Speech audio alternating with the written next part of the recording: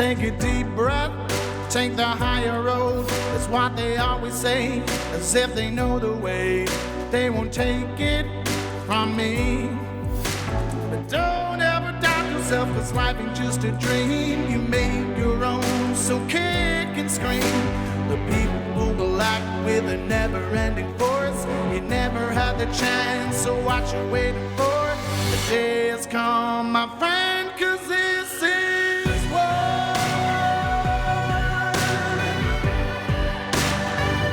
It's time and this is war.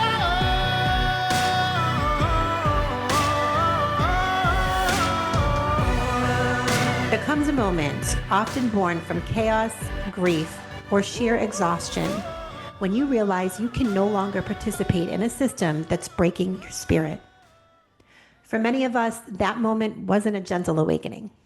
It was a full-blown reckoning. We didn't step into leadership because we craved the spotlight. We stepped in because we saw the cracks in healthcare, in our institutions, in our own self-worth. And we knew we couldn't keep playing small in a system designed to keep us that way. Today's conversation is about reclaiming your power. It's about redefining what leadership truly is, beyond the titles, beyond the ego, beyond the performance. Leadership as embodiment, as healing, as remembering who you are and why you're here. If you're ready to stop outsourcing your worth, if you feel that tug in your soul that says you were made for more, if you know in your bones that you're here to build something radically different for yourself, your lineage, and the future, then this episode is for you. We are not here to be owned. We are not here to perform. We are here to rise together. You're listening to Nurses Out Loud on America Out Loud Talk Radio. I'm your host, Nurse Kimberly Overton. Before we get started today, I do want to encourage our listeners, if you have questions or comments, or perhaps you want to share your own experiences with what you're seeing on the front lines of healthcare, you can now submit those to us directly by visiting our website at nursesoutloud.com. We would love to hear from you. We encourage all of you to engage in the battle and find your voice in this fight. But until you are able to do that, we will continue to be that voice for you. Today's episode is one that goes deep. This isn't just about leadership. It's about liberation. You're going to meet a woman who didn't wait for permission to lead. She saw the cracks in the system, health, integrity, power, and became one of the antidotes. Gail Macrae is a registered nurse, coach, teacher, and guide who helps others remember who they are at the deepest level.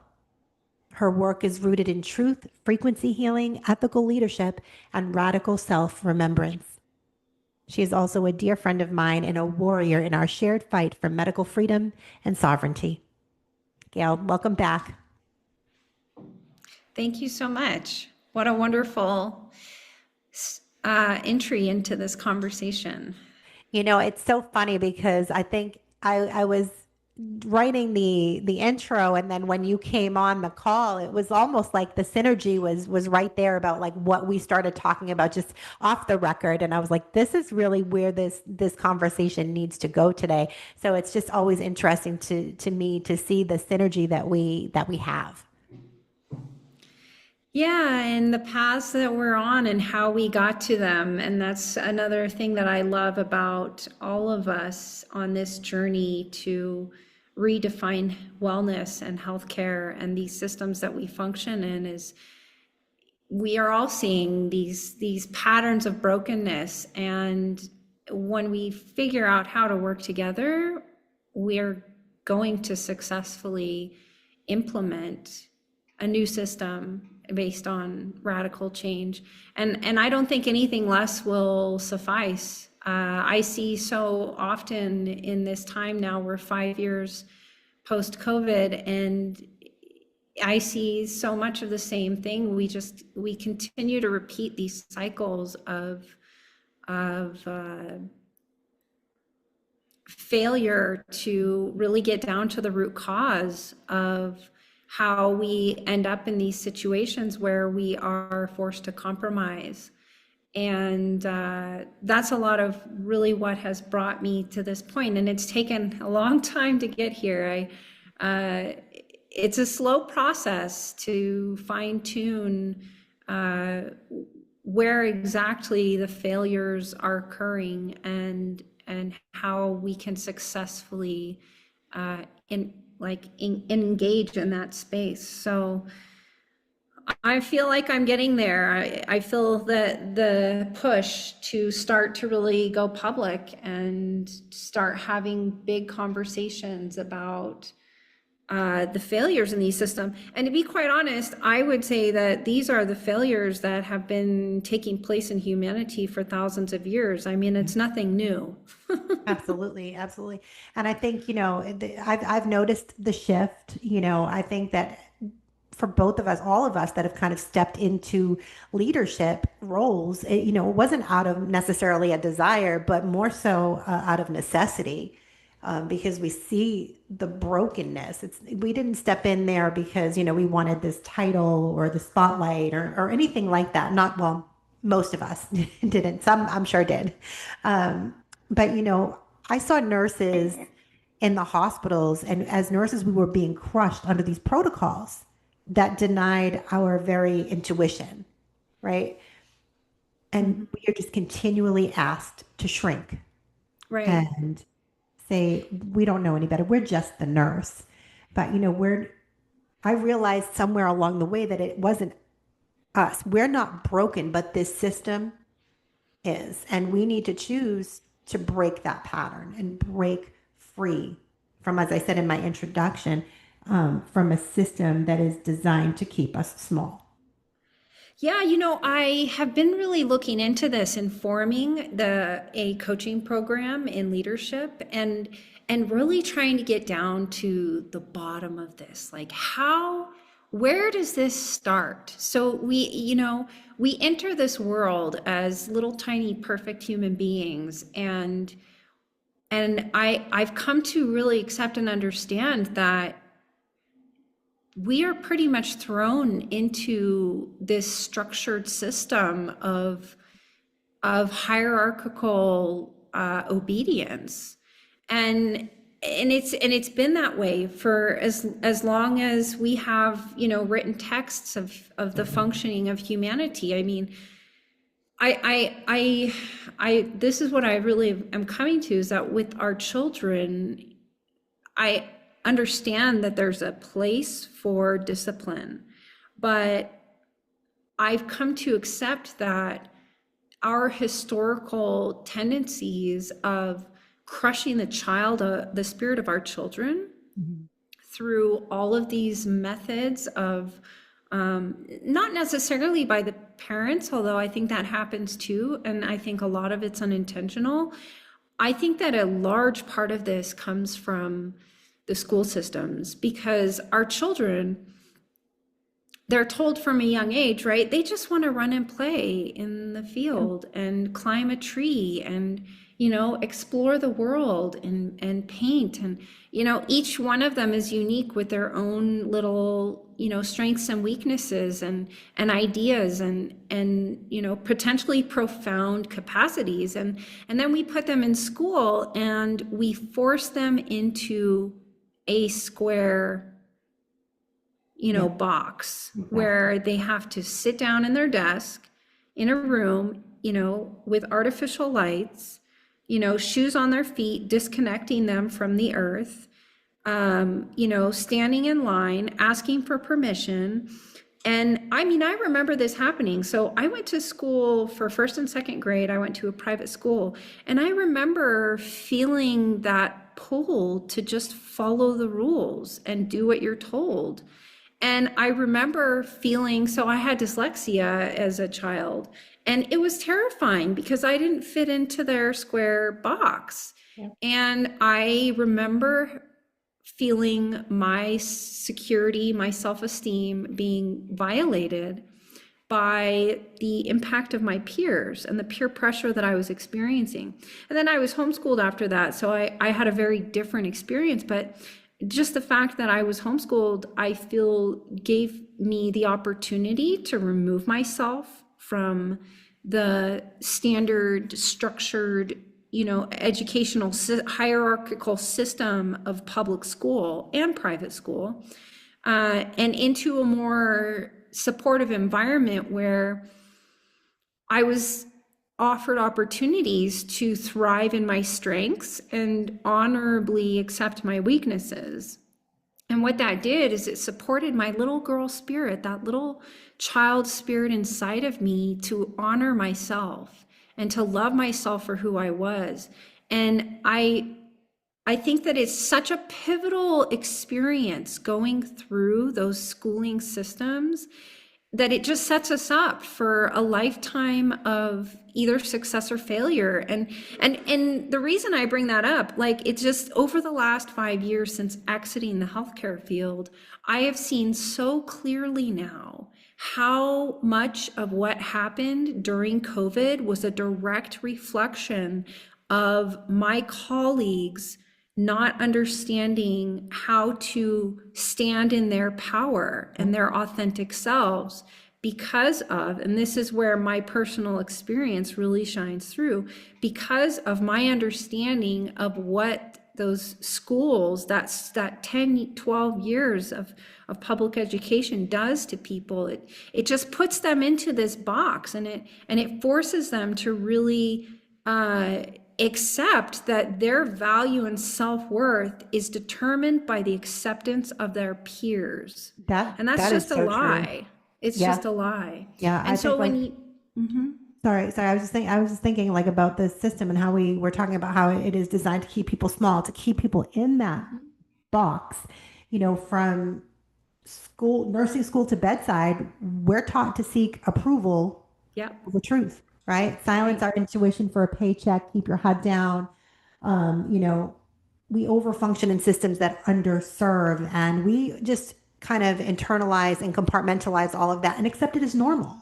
Right. Absolutely. Every single one of our colleagues thinks that it's normal.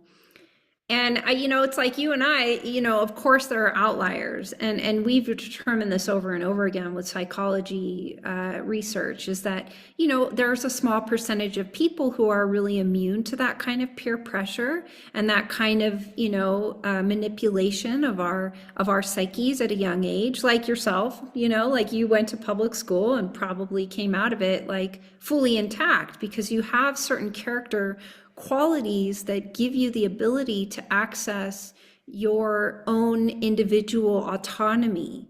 And so that's really what I want to address in these coaching courses is like, well, what is that quality that some people naturally have, but 95% of us don't? How can we really identify,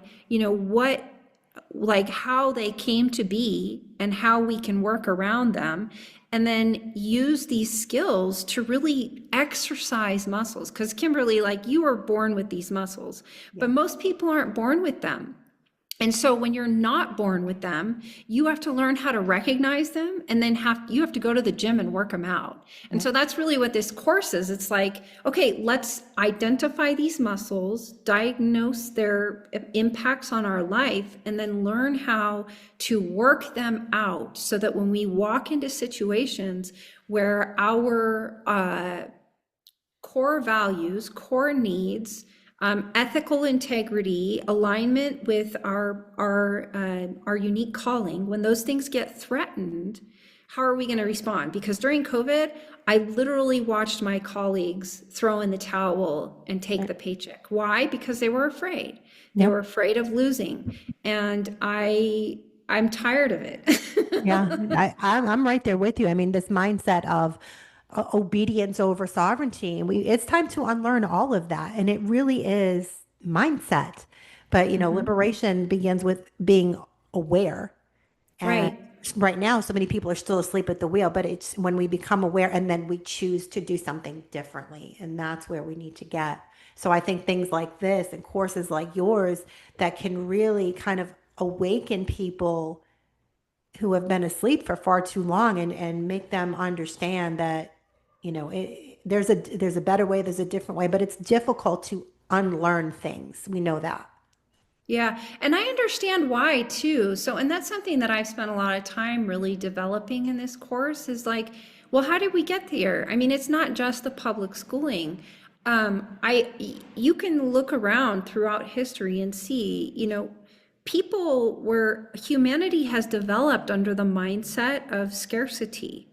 Like we are constantly afraid of not having enough, not getting enough food, getting eaten by some animal, right? So we have these base instincts that guide us into a mindset of scarcity and fear. But that's something, right? So in the last, couple thousand years, those kinds of things aren't really relevant anymore. We have abundance of food and resources and technology and all of these things that really, when you stop and really delve into like, well, what is this purpose of our instinct for fear and how is it serving us, right? When you really stop and do that, we can really start to understand that there really isn't any place for it anymore. And I think that like most of the mass media and the things that we are, quote unquote, afraid of are largely just fabricated stories that, are designed to manipulate and control. So that's another important part of this whole puzzle is really just delving into, where this mindset came from, why it is relevant. It was very relevant at points in our history, but it's not anymore. And we're to a point now where it's time to really identify it and start to work through it so that we can, right, elevate into success, collaboration, mutual respect, and all these other leadership skills that are going to be required to really rebuild the foundations of human society. Right. And there's I feel like a lot of dysregulation, I guess we could call it, within, I don't know if it's within, but you can't lead with clarity if you're dysregulated, right? You can't. We understand it's not about being perfect, but we have a responsibility to others. But a lot of people, I don't know if just in this space or just in general, who are in leadership roles, they find it. And we were talking a little bit about this before we started recording, but they find it difficult to collaborate. Absolutely. Why do you think that is, and how can we address that? Because I have always said I believe in collaboration. Oh, I don't believe in competition. I believe in collaboration. We all have a piece of this puzzle, and it's only when we come together in community and in love that we can work together and make this world a better place. But not everybody feels that way. Would you agree? I would agree. And I would say too that these foundations of hierarchical relationships, again, I think that in the past there was a place for those kinds of relationships where, there were people who were, protecting the communities, and they had roles like that kind of required more of a hierarchical relationship. But again, here we are with technology in a place where those kinds of attitudes, all they're doing now is stifling individuality within the members of society that might have different kinds of strengths. And so that's something I think about a lot. It's like, we can talk about in terms of healthcare, these doctors, they were trained to be the leaders of healthcare, and it's ingrained into the culture. It's ingrained into all of our culture to have these kinds of leaders. But I think that what needs to happen is that people need to stop and recognize that mindset really doesn't take into account the valuable qualities of these other people who may not necessarily be naturally inclined to leadership, that still add unbelievable value to the function of the whole. And that's where I think leadership fails so often, is that these leaders they get so stuck in their ego that they're not able to honor and respect the contributions of the lower members that aren't necessarily loud, but are still serving extraordinary purposes. And that's something I like to think about every day. It's like every single one of us was made uniquely and divinely in our perfect self. And there's a contribution. And I think that that's what's being overlooked so often in leadership, is these contributions of the non-leaders that are so extraordinarily invaluable. And then also what it does when we have that attitude is it turns leaders into, it takes away their humanity and their empathy. So they're no longer able to fully function as a unit, as a functional unit, because they replace those mindsets with, better and worse rather than different but equal. And so that's one of the key points in this leadership training course. I think that there's so much here that really has to be unpacked about the way that leadership has historically run in human society versus where it has to go in order for us to respectfully and honorably engage as a species. We can't continue down this path. We know where it leads. We've been doing this for thousands of years. We know where it leads. And so it's time to stop, get out of this fear and scarcity and hierarchical leadership strategy of, better or worse, good or bad, and step into better alignment with empathetic engagement, honor, and respect of all parts of the unit. Oh, absolutely. And I know that you talk about also you're doing a lot into with frequency healing. And do you use this in your work? And does that kind of tie in with reclaiming personal power, sovereignty? Yeah, so that's a great question. And I think that it plays a key role specifically at this point of our abilities to integrate and stabilize relationships. So I got into frequency healing. I got certified as a biofield tuner last year, and now I'm working up into more advanced levels. And I did it for my own healing journey.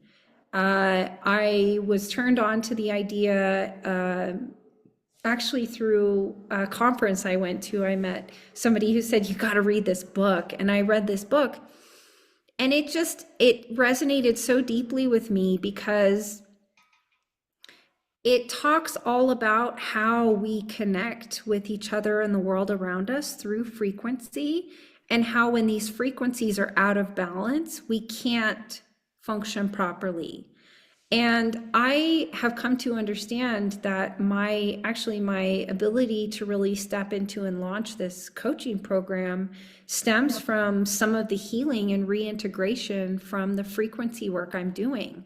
Because what it's doing is it's actually, I love to think of it this way, like when people have been through traumas of any kind, physical, traumas in history, sometimes, even like pre-birth or things that are passed on through generations, there's a fragmentation that takes place in our like neurotransmitter firings, right? So like people will, like they'll get stuck in these unhealthy neurological patterns of firing that will send them down paths of depression or anxiety or ego or attention deficit issues or whatever, or even physical injuries. They manifest in our bodies with stagnation of energy or frequency.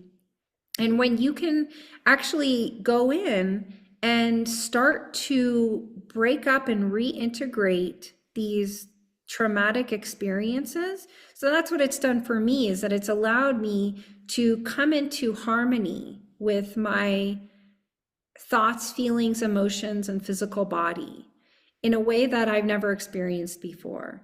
And so I'm working on trauma from all of these different levels in order to access my higher potential.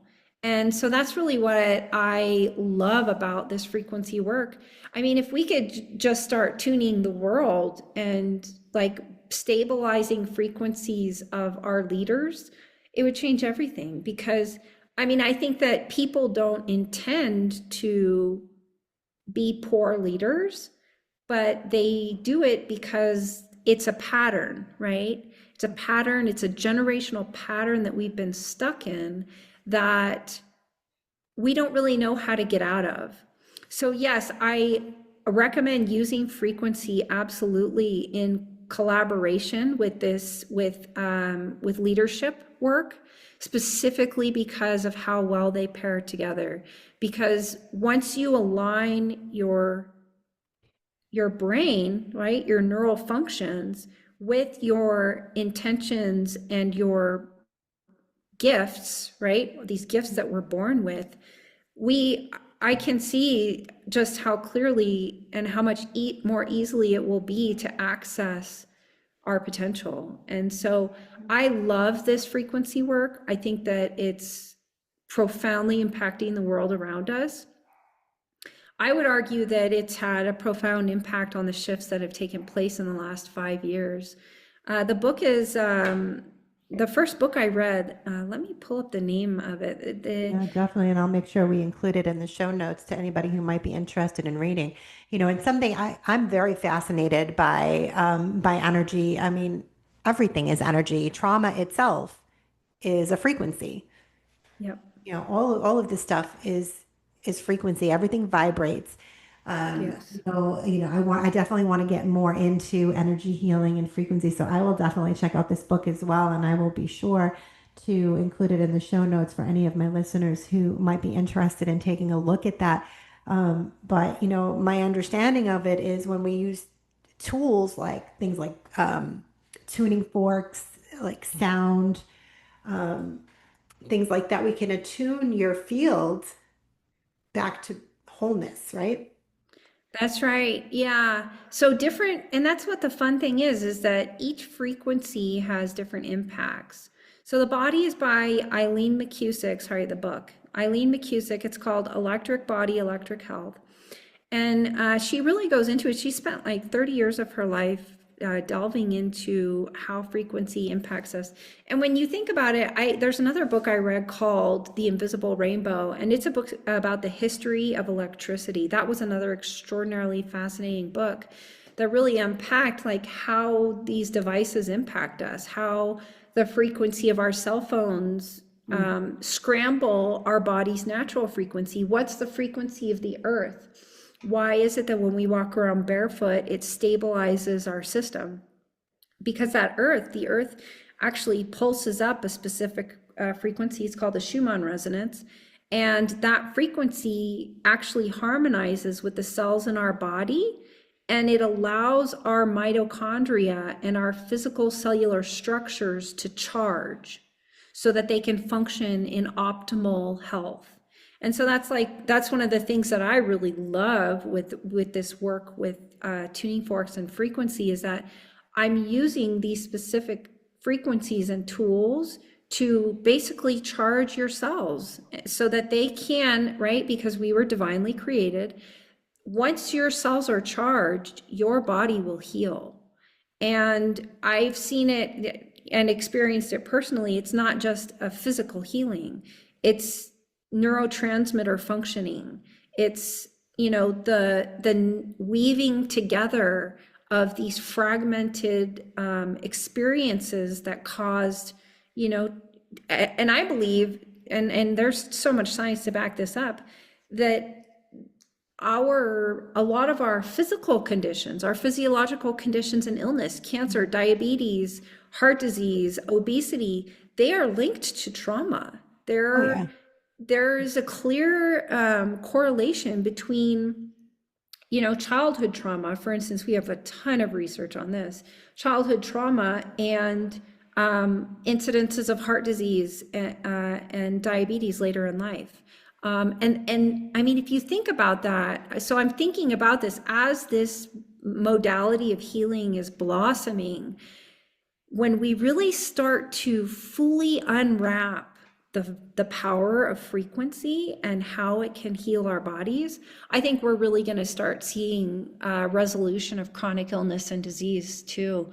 So it's not just in your capacity for leadership, although that was the first thing that really came forward for me, was that it helped me realign my thinking so that I could maximize my ability to access my deeper potential. Yeah, I completely agree with you. We're up against a break, but when we come back, I really want to dive more into this new program that you have. I'm really excited. I've been seeing a lot about it on social media, which is why I reached out to you today and said, hey, let's come on and talk about this. So when we come back, we're going to learn much more about that incredible program being offered by Gail Macrae. America Out Loud Talk Radio plays on the iHeartRadio network. You can also listen on our media player from any web browser, anywhere in the world. We have the best in-class apps available on Apple, Android, or Alexa, 24/7, great talk radio. All of our shows go to podcast the following day. You can hear them on apps such as Spotify, Stitcher, Pandora, iHeart Podcast, and many more. Be sure to subscribe and rate the show on Apple Podcasts for me. Don't forget to check out our online store at americaoutloud.shop, where you can find all of the products that we represent on our network at a discounted rate, including an incredible line of products from Chemical Free Body. Unlike the majority of supplements you'll find on the market today, with Chemical Free Body, you won't have to worry about harmful ingredients, binders, fillers, or flow agents. Their ultra-safe breakthrough nano-silver technology destroys pathogens, balances the microbiome, and boosts immunity.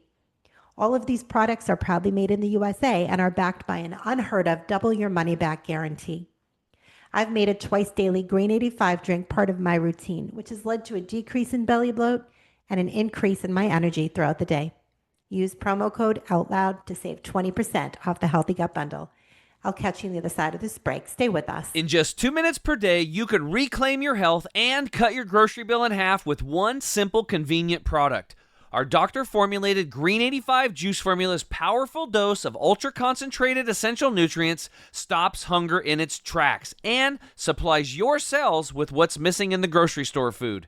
Go to chemicalfreebody.com/outloud today. Get nature's super multivitamin Green 85, empower your immune system, cut down on your grocery bill, and save 20% on your first order. You wouldn't go a day without brushing your teeth or washing your hands. What about washing your nose? I mean, your nose does filter the air you breathe, air loaded with bacteria, viruses, and irritants. Make nasal hygiene part of your routine with Clear. No messy bottles to fill, no drowning sensation. Clear is a natural drug-free saline with the added benefit of xylitol, which blocks bacterial and viral adhesion. Available in stores and online at Clear.com. That is XLEAR.com. Tired of harsh chemical toothpaste that do more harm than good? Upgrade your oral health with Smile, the doctor-formulated toothpaste from the Wellness Company. Smile uses powerful peptides, remineralizers, and probiotics to rebuild gum tissue, strengthen enamel, and keep harmful bacteria away. It also leaves your mouth feeling fresh with a clean mint flavor. No fluoride, no toxins, just real science-backed results. Go to twc.health/outloud and use code OUTLOUD for 20% off your first order. Well, it's high time Americans refuse to be pawns in the human chess game. Under the name of diversity, politicians divide the people in their quest for power. Well, diversity of opinion and expression is as American as apple pie. Now is our time, my fellow Americans. AmericaOutloud.news. Liberty and justice for all.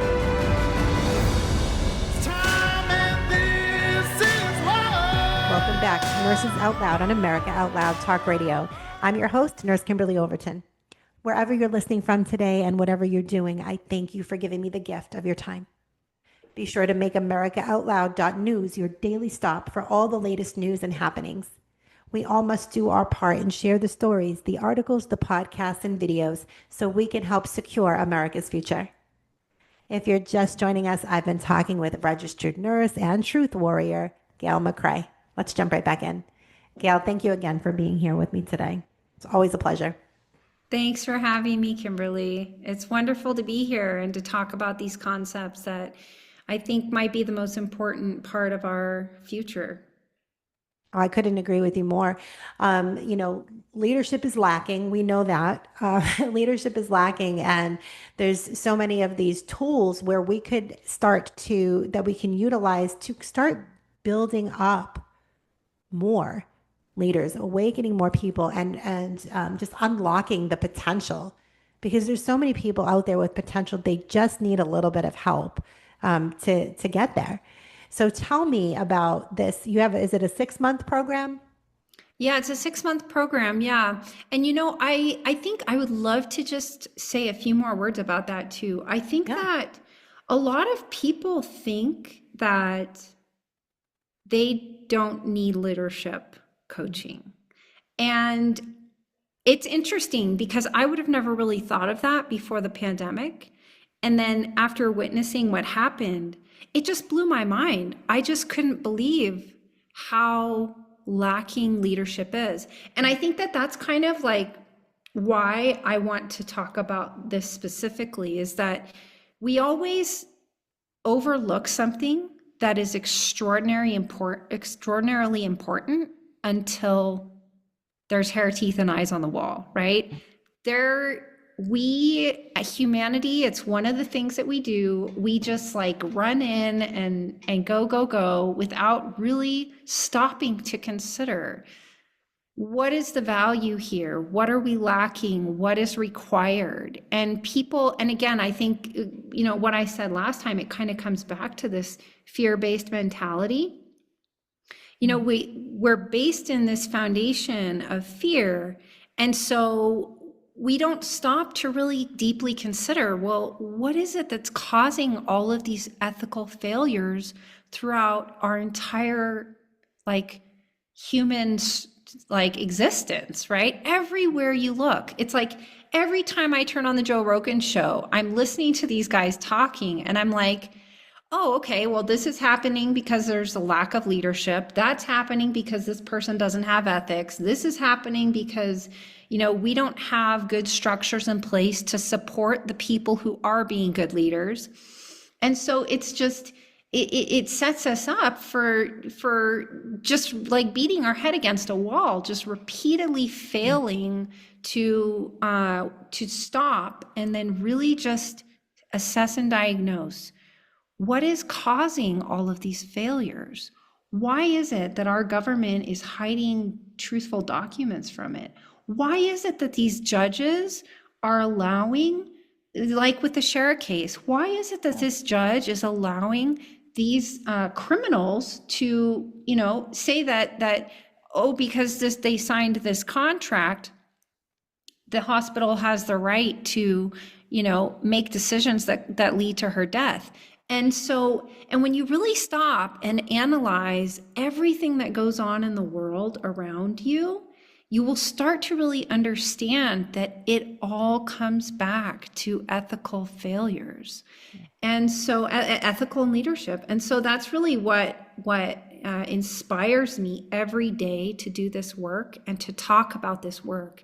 Because if we don't realize, if we can't stop and say to ourselves, what is actually causing this? What is at the root cause, right? And that's why we left medicine, right? Because we were like, I'm tired of symptom management. I want root cause.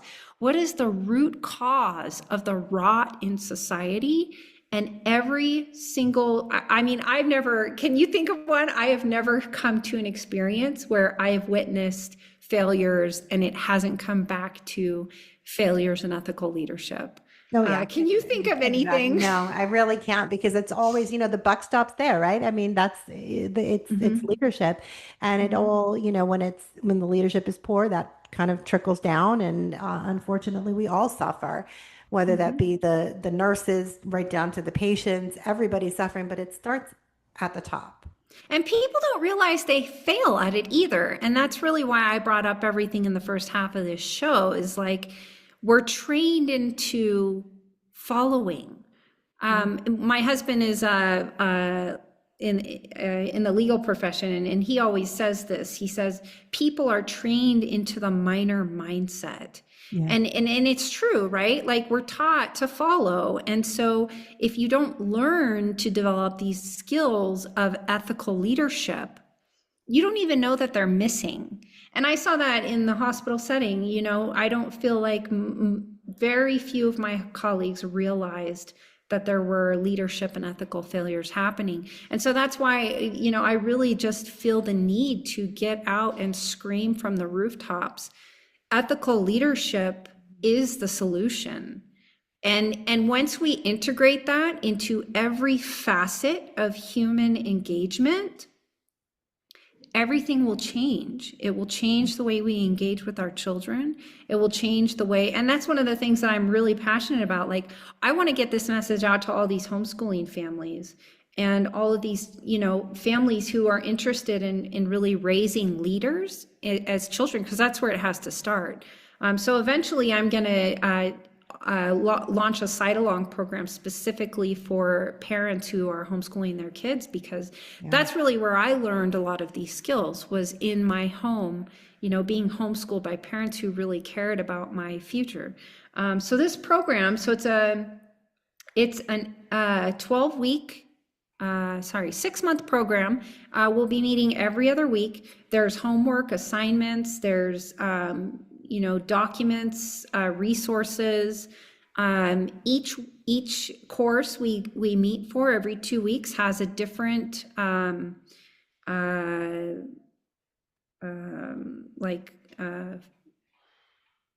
what is it? What's the word I'm looking for? A different concept. So I'll give you some examples. Community connections, creating community connections is 1 week's content. Mindset mastery, understanding the link between our thoughts, beliefs, and leadership outcomes. Addressing the negative patterns of fear, shame, self-worth, and value. Some that I'm really excited about are the value of partnership with polarizing perspectives. So learning how to stop all of this Democrat Republican stuff that really has nothing to do with connection and collaboration. Unpacking cognitive dissonance and the respectful communication within communities. Understanding how to honor where everybody is. Maybe some of our community is not ready to talk about some difficult concepts that those are things we need to talk about. The minor mindset is another one, really delving into the subconscious impacts of our leadership styles and our failures, and really allowing that ingrained minor attitude to block us from discovering our true outcomes. And then towards the end of the program, I will be talking a lot more about contracts, because as I stated with the Shara case, and with yourself and myself as well, Kimberly, this is one of the things that puts us into these positions where we're forced to or faced with giving up our careers over ethical violations, and that's through contract. So the Sharas were contracted into the relationship where they lost the right to have control over the medications that were being given to their child, and the DNR order that was placed on her, that was entirely determined by the judges to be lawful because of the contract that they'd signed with the hospital.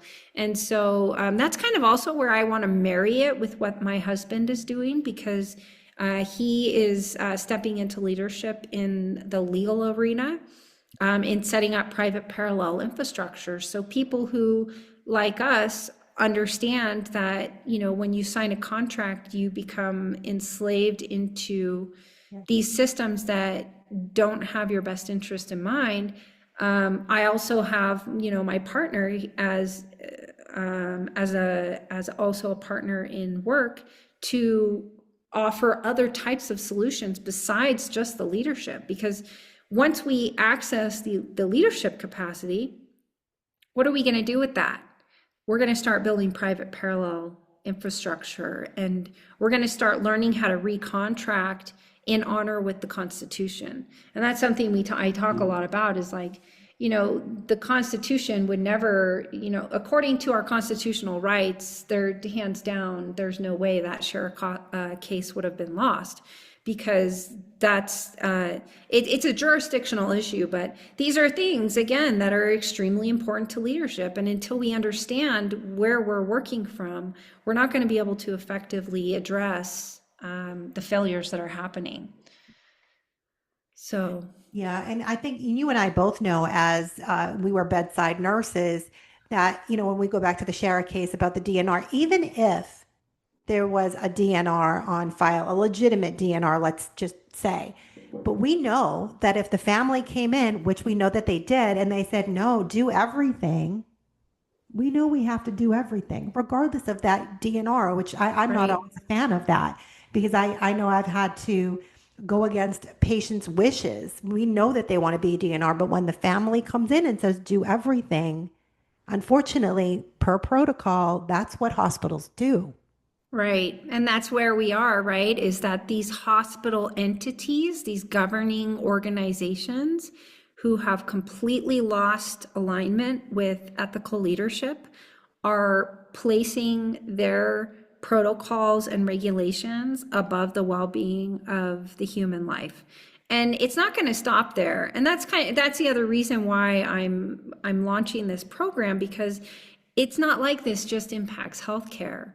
I mean, I think that's why for us, it's been so traumatizing, because we have to stomach that moral injury of being forced to commit crimes against humanity. But it spans across every single field, every single experience, all the way up the chain of command, where these ethical failures, and even though, it might not be as obvious, the harm that they're causing, they absolutely are. And that's a big part of this. And this is why I want to target the children, because we're teaching our kids, even when you're a plumber and you're, acting unethically and without leadership in your line of work, or taking advantage of people, or whatever the scenario is, you're teaching your children those skills. And they continue to perpetuate themselves throughout generations based on the way that we engage and the way that our children watch us engage. And that's the thing that really, at the end of the day, it's like, okay, so our short-term, short-thinking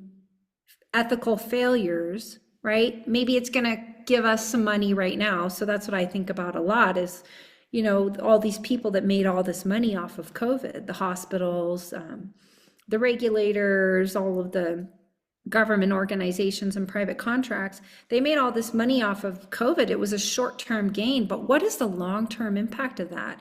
And that's what we need to start wrapping our heads around, is like, when we actually look at the long-term impacts of ethical leadership failures, it's not really about this moment. It's about the legacy that we're creating for future generations.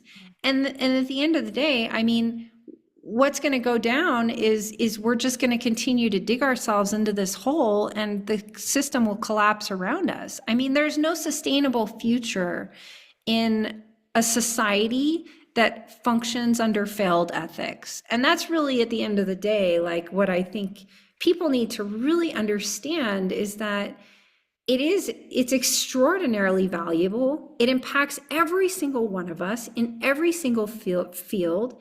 And without addressing these points, we're just going to continue to repeat the same death cycles that humanity has been in for hundreds of years. I mean, what kind of future is that? Exactly. And so I want people to really understand what's at stake here, because, yes, there's some short-term wins when we act unethically, but the long-term cost is profound. And I think that that's really what we're missing and what has to be brought to light, because, this earth, the resources are not unlimited. There's going to come a point where we exhaust through our selfishness, unethical behavior, and failed leadership. We will destroy everything that we have.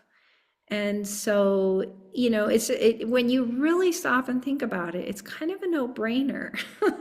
Yeah, it really is. And I love that you're going for the homeschoolers, and, because I think honestly, that's going to be our best hope moving forward, because like you said, and alluded to earlier in the show, the public school systems that keep these children in boxes, they are so much harder to break free from those established so systems. hard.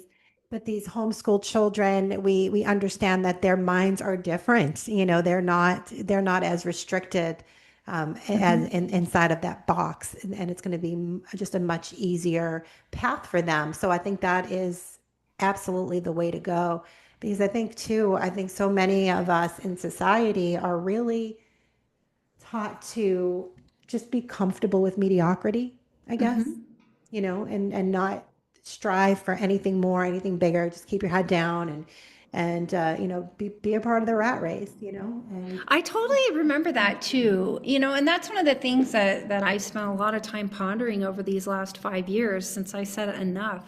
I physically remember those experiences in my young adult life. I was raised homeschooled. I was given all these values. I was, I grew up to be an ethical leader, and then I entered the normal world, right? And I remember sitting there with myself and realizing, wow, the real world doesn't have any of these qualities that I was raised with. And I guess I'm just going to have to settle.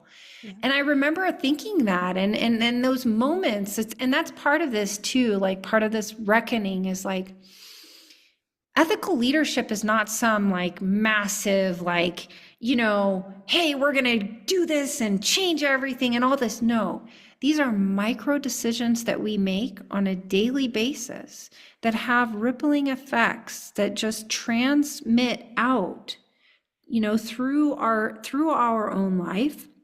And so that's what I really realized, and why I eventually walked away, is that those rippling effects of my choice to, fit in, go along, be happy with a 9 to 5, suppress my true calling, which has always been, leadership and mentorship, and just, buy a home and try and be happy with what you're doing. I really was stuffing myself, there was a part of me that was suffocating under what I was being told to do and believe in the standard system. And going through COVID and the hospital experience, really woke me up to that. It was just okay, this has to end. This is not sustainable. I've known it all along. I've kept my mouth shut for too long. And, there really isn't another way forward. And I think that if people really stop and they sit with themselves and they think back on their life, they're going to find those moments in themselves when they also had those experiences and those feelings, and where they compromised and they realized that, they felt trapped in a box, but they just went forward with it. Because again, it comes back to this being put in a box, being told that you're small and insignificant, accepting that reality, and then just, going along. And this brings me to, actually, I'm really glad we're getting to this, because this brings me to another reason, why and how this whole thing evolved. And this, Kimberly, I'm a very inquisitive person. I spent 10 years at the bedside, and a majority of my patients were elderly. They were between the ages of, 65 and 95. Yeah. And I'm such an inquisitive person, I'd ask every single one of them, what were your life's greatest values and biggest regrets? I would ask that to as many people as I possibly could, as often as possible. And almost all of them forgot their greatest successes, but they all remembered their biggest regrets. And 9 out of 10 of them, their biggest regrets were not stepping into power and following their calling. 9 out of 10 of them, they tell me, I wish I would have taken more risks. I wished I would have, gone after that woman that I loved. I wish I would have, stepped into this field. I wish I would have, become that artist or creator that I wanted to be. And I didn't do it because I was too afraid. Yeah. And so I think that when people really stop and they think back to those moments where they sold themselves short, they'll realize how much of this really does come back to leadership and our abilities to not only lead each other, but to lead ourselves. And that's how, where I come from with all this is that, this is self-leadership. This is showing yourself, I am good enough. My voice is worthy. I have a contribution that has the potential to change the world around me. I mean, we all do. And it's about stepping into that power and reclaiming who we are and being able to put that forth into the world, which, I mean, you've been doing for years, and it's always such a pleasure to talk with you and hear more about what you're doing, because you are making a difference in this world, and too few people are.